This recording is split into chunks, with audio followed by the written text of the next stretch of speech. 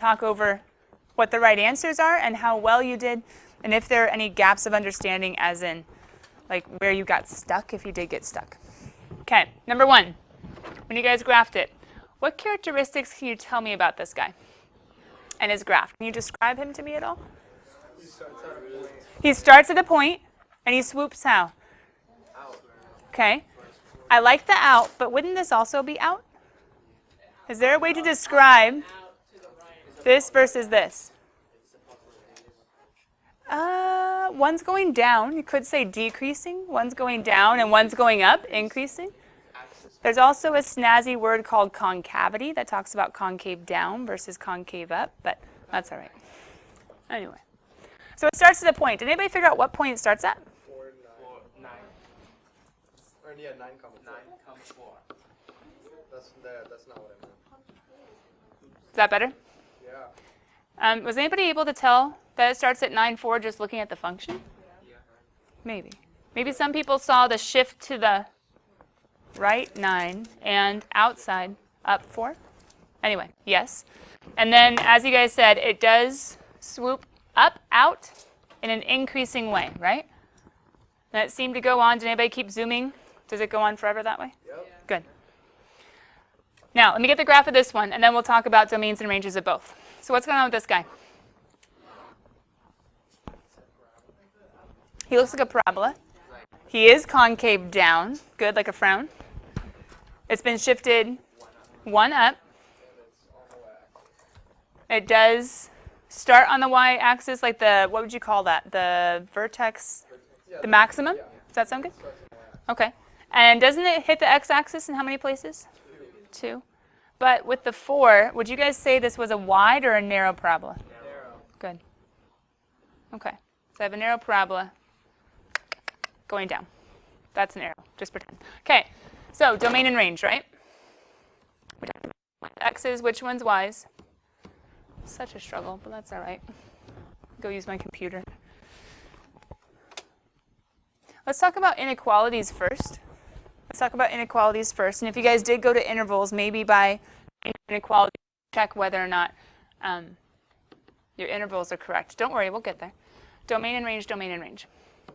Didn't I say right towards the beginning of the activity, I think your notes say for domain how left to how right, and range says how low to how high? Okay. Domain, how left does it go? How right does it go? So for the inequality, couldn't I say x is greater than or equal to 9? Yes. Now how do you do that with intervals, though? What group? Jordan, what do you think? Okay. Good.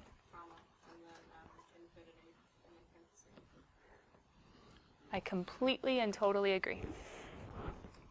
Joe? Yeah. The x is just identifying what variable we're talking about. The e is technically a mathematical symbol. Just think like a little lowercase c with a line in the middle is how you write it. And it's kind of raised. It's not like a c down on the line, it's up. It means is an element of, or another way of saying for all the x's within. Within's probably the easiest word to use. Within the interval 9 to infinity. Does that make sense? So technically is an element of, that's how the e comes about. But you can just think within. Okay, let's do range, exact same graph. If domain is how left to how right, do you guys see how that kind of helps with intervals? How left to how right? What's range's question? Okay, so how low does this guy go? 4. How high does he go? Pause. If your group didn't write down an interval, see if that's enough to write the interval before I get there. If you and or your group didn't write an interval for range, think of how people just answered. How low? 4. How high? Infinity. See if you can write the interval before I do. I'm going to go slow. I'm just writing the inequality right now. Let's see if you guys can get the interval before I do. How low to how high? Down to 4, up to infinity. Can I have a different group besides Tyler, Joe, and Jordan? A different group, someone in a different group that thinks they have the interval right. Oh, confidence. Joe, take it. Got it. It's perfect. Is it making more sense? How low does it go? Why are there brackets on both the 9 and the 4? What was the point? Filled in. Good. Or equal to. Filled in. Good. Parenthesis. Right. Unless I were to give you, well, is that going to help? The example we have today in class isn't going to help anymore. If I was to give you something like 1 over x, let's use that as an example. 1 over x has the graph of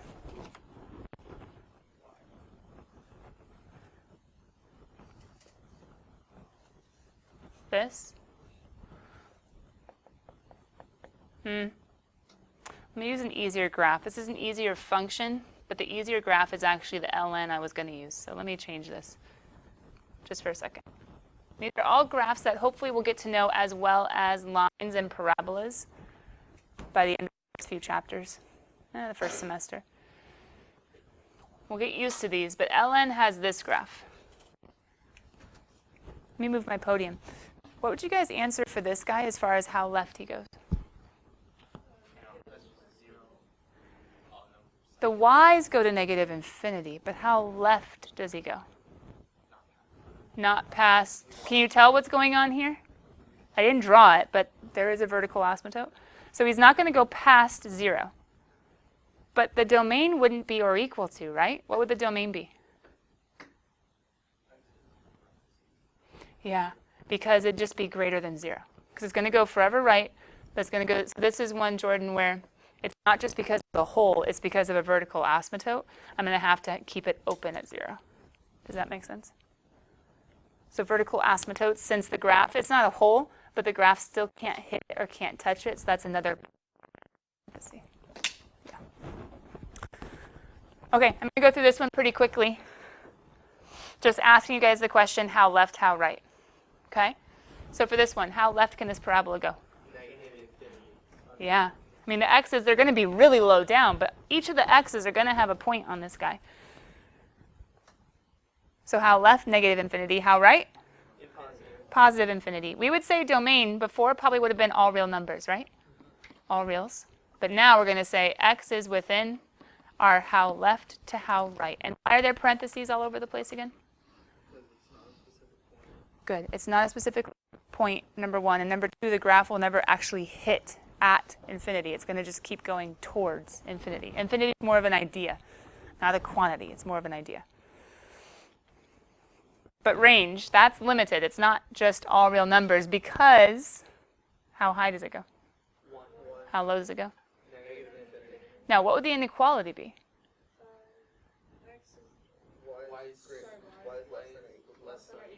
Wasn't that kind of harder than the how high, how low? Well, it took you longer, but maybe it wasn't harder. But y less than or equal to 1? True. But if you get used to asking yourselves the questions, how high to how low, well, wait a minute. Am I going to put 1 and then negative infinity? Okay, first just the order. There's two things. You're right, Jordan. Two things are wrong with that. But one is the order.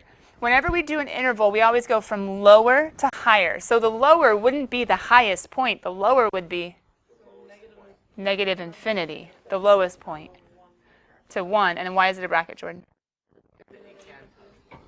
Okay, Joe, when I say Jordan, you're not supposed to talk. Why, Jordan? Good. Less than or equal to, but yes, it's or equal to. So the point does exist there. Questions? Let's go take some notes on this and see if the notes signify what we just saw in the opener or the bell work. Okay, let's take some notes on this, and let's see if we can put into words the process that we just figured out. Domain and range. Domain and range.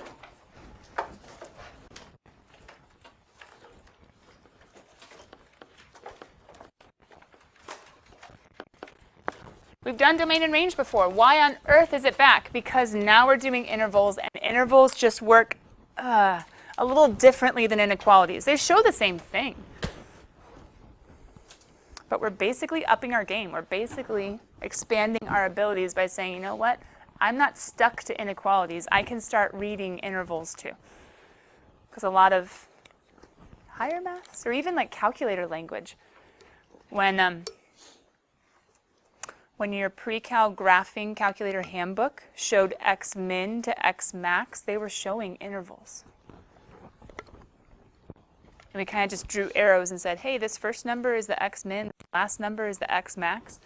A lot of math problems and higher math modeling is going to use intervals, not inequalities. And maybe you guys can tell why. If you're on a keyboard, typing away, what's going to be easier?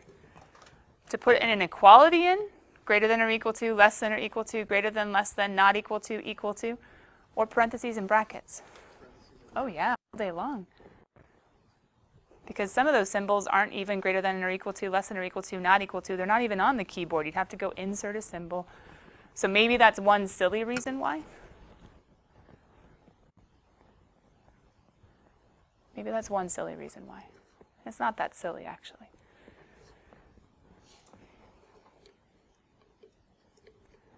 But also, this notation is nice for showing the lower to the higher, the full range.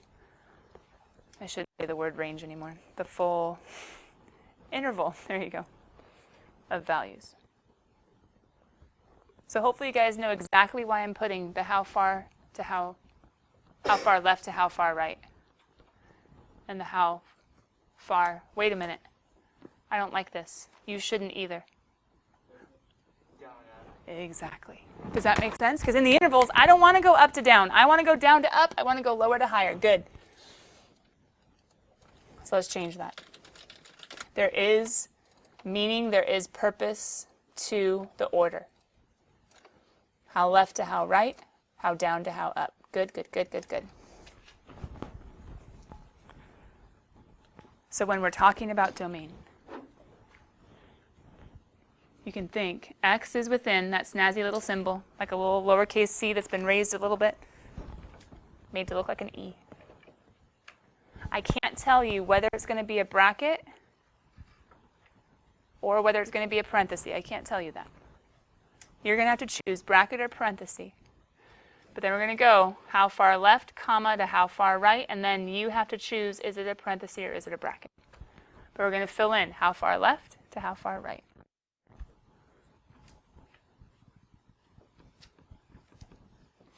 Like we saw in our handbook, it was the min to the max, the lower to the higher for those Windows settings. And that's exactly why I had to change, like Tyler and Joe were telling me, go from down to up.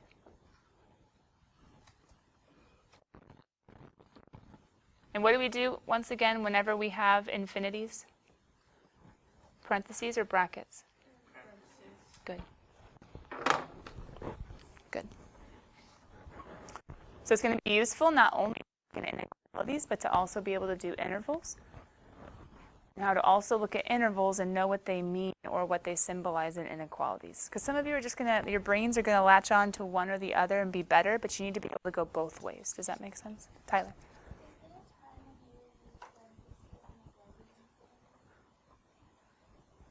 Oh, if you had something like this one, where how left, it's like closer, closer, closer, closer, closer, closer, closer to 0. What's stopping the graph? 0. 0 was stopping it, but will it ever hit 0? No. So the vertical asymptote, where it gets closer and closer and closer, like to 0.1, 0.01, 0.001, 0.00000000001. 0 is what's stopping it, but the graph can never hit it. That's one example. The other example is if you were to have something like, oh, hold on, I have to think about this.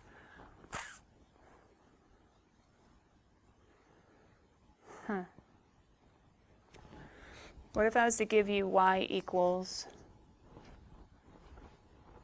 it's not great, but I think I can do it, square root of x over x? Yeah. That one would be like what we just saw, but not shifted. It should go to the origin, but why is there going to be a hole at the origin? Why does 0 not work when we think about how left it goes? What happens if you plug in 0? You have a division by 0. It's undefined. So everything is good in my swoop except for the very first point, and this would be another example of where, how left does it go? 0. 1? No, it goes more left than 1. It goes to 1/2, it goes to 1/4, it goes to 1/3, to 0.1, to 0.01, to 0.000. 0 is what stops it, but you're not allowed to actually be there or hit that because it wouldn't work. That's another case where we would say parentheses need to go around the beginning point too. Yeah. So whenever you have a hole or whenever you have a vertical asymptote, you're going to have parentheses too. Okay. Or whenever you have something like, do you guys have this down? Have something like a graph where you have no idea what the function is. You're like, I have no clue what's going on. Well, maybe some of you would guess that's either a sine curve or a cubic function. But the majority of us are like, I don't know, it's a squiggly thing. But if they give you a hole and say you have to consider the hole, or they give you filled in points, have to consider filled in points, you better be careful of those brackets and parentheses also.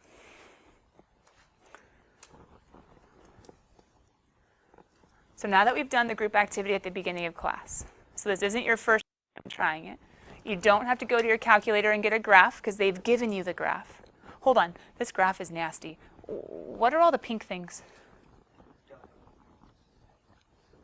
Is it a part of the graph or is it like explanation of the graph? Does that make sense? What's the graph? The black. Filled in, up, filled in, down, filled in, up, hole. And then the points, they just happen to tell you so that you know where everything lies. The domain, they're just saying, hey, think this. Left, right. Range. Hey, think this. Bottom, top. They're just giving you hints. The illustration is just giving you hints. I want you guys to go ahead and graph these points, -1, 1, 0, 3, 2, -3, and 5, 2. Filled in on everything but the last one that's a hole. Swoop, there it is, you got the graph. It's up to you if you label domain and range as far as what's going on with the explanation. But can you answer for me with intervals, by yourself, not using each other? What's the domain? And what's the range? Asking yourself the proper questions like we just wrote down. And if you can get the domain and range, go back to letter B and say, I wonder what they're asking with f of -1 and f of 2. Get the sketch, and as you get the sketch, think of the questions for domain and range and fill in as best you can. Let's take about 2 minutes.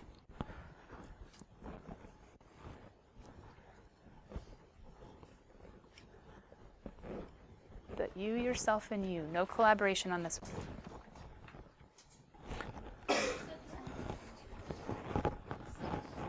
Okay, you've had a little bit of chance to at least see whether or not you guys are all in agreement or not. But let's listen to explanation as to why the answer, well, what the answer is, making sure you're right, and then why it is. So for letter A, the final answer should have been -1 with a bracket to 5 with a parenthesis. -1 with a bracket to 5 with a parenthesis. How many of you guys agree? Just flash me a quick thumbs up. Nice. Those of you that disagree, let's check it out. What's the question for domain that you should have been thinking?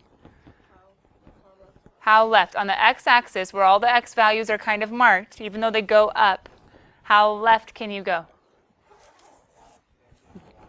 And the point is filled in, so therefore or equal to, bracket. How right can you go? Hole, so parenthesis. So I can get closer and closer and closer and closer, but I can't actually hit 5. Parenthesis. Why can't we just say 5? What about 4.75? What about 4.9? We have to stop it at 5 and just say he's not allowed to be there. Range. Final answer should have been bracket -3 and bracket 3. Just a few of you might have gotten thrown off by the hole. We'll talk about it, but first of all, how low does it go? Tick mark on the y-axis. Low, -3. How high? +3. So how low? -3. How high? +3. Is the circle filled in at 3? Yes. Is the circle filled in at -3? Yes. Does it go through every y? Yes. But why isn't that a problem? It can't be at 2. Wait. Yes, it can. It can be at 2. Not there, but it's going to be at 2 over here. It goes through every single y value at least in one spot. Sometimes in more than one spot. But it is going to go through every y from -3 to 3 at least once. How low to how high? Now letter B. Why was that a little tricky? Wasn't an inequality. Wasn't an interval. In your brains, how did you guys read this statement? F of. Just a few of your brains said F times, and that was horribly wrong. F of -1. Hold on. F of -1. F of x. So f of x, f of -1. This is the exact same thing as, I'm going to write it over here, f of x when x is -1, right? So all I'm asking is, or again, f of x, what kind of values? So all it's asking for is, what is the y value of this dude f when x is 1? Well, what is the y value of the function when x is -1? 1. Because of this point right here. What is the y value when x is -1? 1.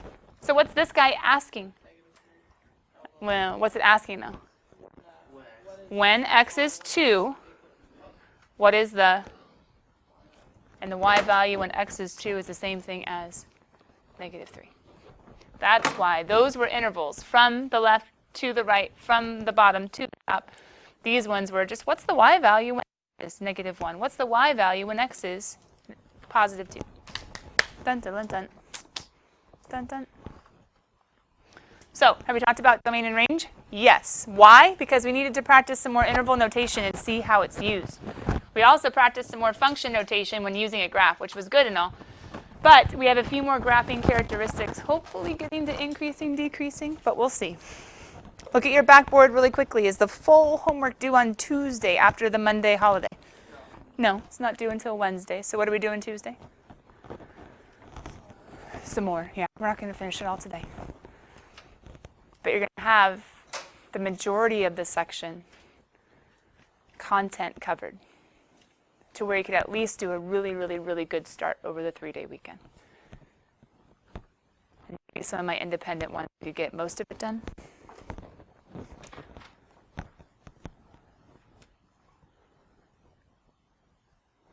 As you guys write these notes, I'm going to pause the screen really quickly. That way I don't mess you up from taking the notes. Actually, let me go ahead and get the example up so you can copy this down as well. Okay, and have you copy down the example also. Because I want to show you something in Google Classroom, because you do have a 3-day weekend and you do have a test coming next week. So some of you are like, well, if I can't even finish all of this homework because we need to cover some more on Tuesday, you might be like, there's not that much to do. But some of you are like, I want to go into this test as prepared as possible.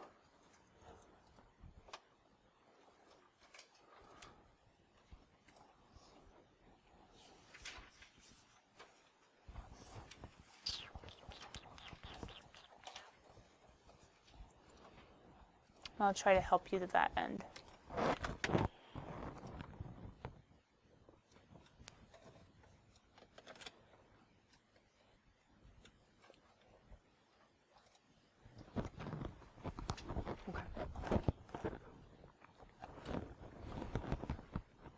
We're going to come back to this in just 1 second, but I was saying something to the effect of, wait, you can't even finish the whole homework. Well, okay, it'd be nice if you could start studying for the test, but how are you going to do that? There is a homework. Right now I actually have it popping up on, I think it's Tuesday, for you guys to see. I'll go ahead and change that so that it pops up now, even though it's not your next assignment. Your next assignment is finishing homework number 5. It's already up in Google Classroom.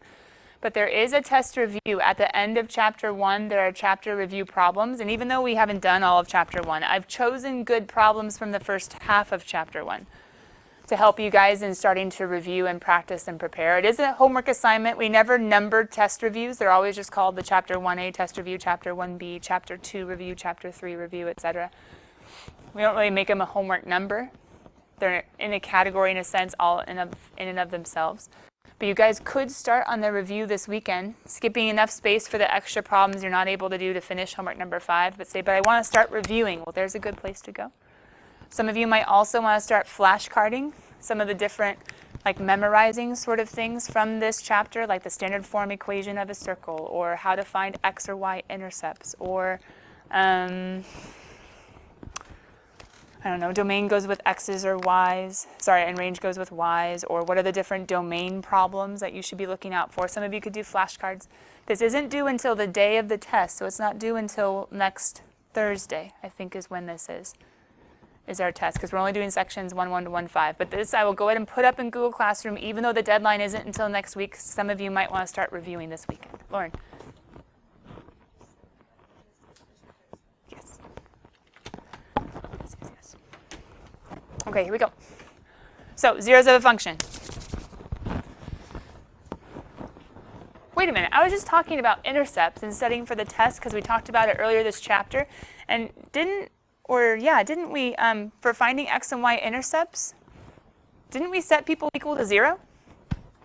So if it just says zeros of a function, why is it only finding the x-intercepts? What about the y-intercepts? Who are they zeros of again? Zeros of? Oh, the function zeros. So the function values are 0, and the function values are the f of x's, which are only the y's. This is like calculator worksheet number 2 kind of stuff, where calculator worksheet number 2 said like function values, value of a function. We had to say, oh, those are y values. Okay, I get it. So when they ask for the zeros of a function, we always set the y's equal to 0 or the f of x equal to 0. What we're really doing is finding the x-intercepts. Quick reminder of what this is.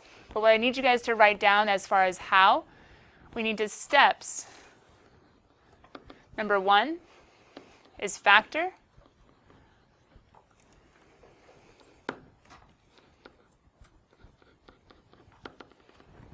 Lots of exclamation points, but then the orientation's off, so I'm not going to do that. But factor, factor, factor, factor, factor, factor, factor, and then set each factor equal to 0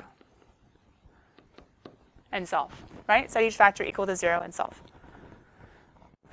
Now, the nice thing is, us in normal pre-cal, we've already reviewed factoring. And I actually did it with honors because we had totally like brushed past whatever we did back in the day where I did this.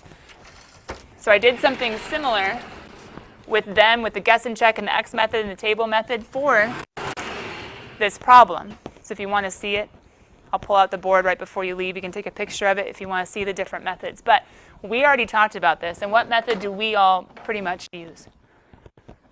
X method. So the X method, what do we do when we have a number in front? We have to multiply a times c. So what's 3 times negative 10? Negative 30. Negative 30. We're trying to multiply to be a times c, and we're trying to add to be 1, the middle term. Now I'm going to go ahead and put this up above. Some of you guys are already trying to think of factors of negative 30 that add to be 1. Who's already found one for me? Good. 5 and 6, but who's going to be positive? 6 needs to be positive. 5 needs to be. Okay. So that would multiply to be negative 30, add to be 1. But remember, this is splitting up which term? So we need to make it plus 6x minus 5x. We bring down the negative 10, bring down the 3x squared.